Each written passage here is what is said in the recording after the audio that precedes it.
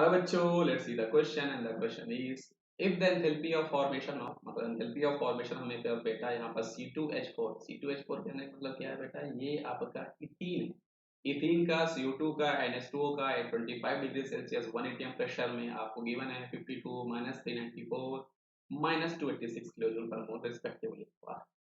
The enthalpy of combustion of C2H4 will be, तब आपका enthalpy of combustion C2H4 के लिए क्या होगा ये हमें निकालना है।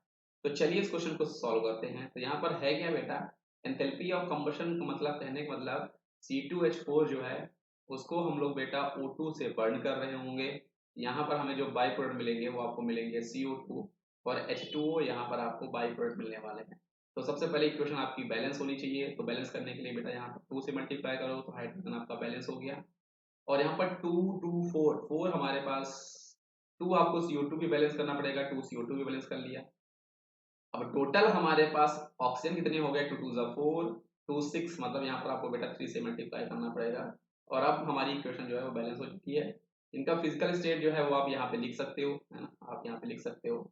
हमारे पास ये फाइनल इक्वेशन होने वाली है। एंथैल्पी ऑफ कंबशन आपका ये होने वाला है C2H4। अब अगर हमें इसका बेटा ये इक्वेशन होने वाली है, अगर हमें इसका एंथैल्पी ऑफ कंबशन निकालना है तो जिसको हम लोग डेल्टा एच रिएक्शन भी बोल सकते हैं या फिर एंथैल्पी ऑफ कंबशन भी बोलो, ये इज इक्वल टू यहाँ पर आपको क्या मिलेगा बता, इसको हम कैसे निकालेंगे।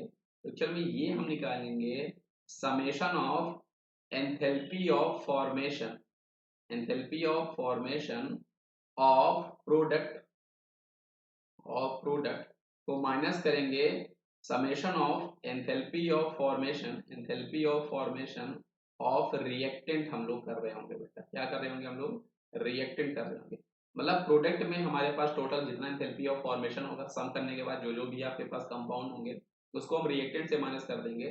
तो जो हमें यहाँ पर वैल्यू मिलने वाली है वही एक्चुअल में आपकी एंथैल्पी ऑफ कंबशन C2H4 का होने वाला है ना। तो चलिए इसको सॉल्व करते हैं। तो प्रोडक्ट में आपके पास CO2 है बेटा, वाह। और CO2 के लिए आप देख सकते हो हमारे पास एंथैल्पी ऑफ जो आपका वो है वो आपके पास क्वेश्चन में गिवन है, फॉर्मेशन -394 पर। ये बेटा विद रिस्पेक्ट टू पर मोल वैल्यू है। क्वेश्चन में हमारे पास 2 मोल CO2 है, इसलिए यहाँ पर आपको 2 मल्टीप्लाई -394 करना पड़ेगा, है ना। साथ ही साथ बेटा प्लस करेंगे क्योंकि हमारे पास H2O भी है। H2O का भी एंथैल्पी ऑफ फॉर्मेशन आपको गिवन है -286, ये भी आपके पास 2 मोल है। मतलब 2 से आपको मल्टीप्लाई करना पड़ेगा -286, तब जाके यहाँ पर आपका ये सॉल्व होगा। ये आपका summation of enthalpy of formation आपके प्रोडक्ट के हो गए बेटा, माइनस हम लोग रिएक्टेंट करेंगे। रिएक्टेंट में आपका एंथैल्पी ऑफ फॉर्मेशन C2H4 के लिए गिवन है जो कि आपका 1 ही मोल है और इसकी वैल्यू बेटा हमारे पास 52 है ना, जो कि आपको क्वेश्चन में गिवन है। O2 की एंथैल्पी ऑफ फॉर्मेशन आपकी 0 होगी बेटा, तो यहाँ पर आपके पास 52 ये रहने वाला है। इसकी तो आपके पास बेटा 0 होगी, 0 होगी। अब इस इक्वेशन को सॉल्व करना बहुत ही आसान है बेटा। अब आपसे आपको कैलकुलेशन करना है।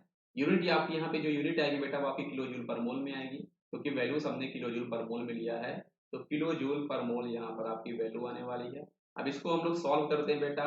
तो 2 से मल्टीप्लाई करो तो 2 4 जा 8, 2 9 जा 18, 8 2 3 जा 6 और 7 -7 7 8, माइनस यहाँ पर रहेगा 2 6 जा 12, 2 8 जा 16 1 17, 2 2 जा 4 5 -5 7 2 को हम लोग माइनस कर रहे हैं बेटा 52 से।